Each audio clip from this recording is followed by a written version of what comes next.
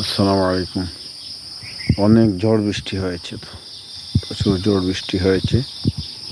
আম দেখতে এলাম, আম গাছের অবস্থা।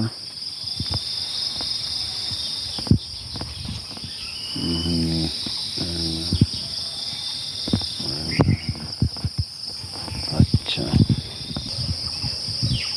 ওটা হলো যেটা আম গাছের অবস্থাটা দেখুন। দেখুন পোকার দল কি করছে, আম গাছের ডালটা কেটে দিয়েছে। কত সুন্দর ছিল, ওই ডালগুলা কেটে দিয়েছে। এই দেখেন একটা ডাল কেটেছে, ওইখানে বড় একটা ডাল কেটে ফেলেছে। কি সুন্দর আম গাছটা ডোয়ার্ফ, তারা কেটে দিয়েছে। এই হলো পোকার দলের অবস্থা।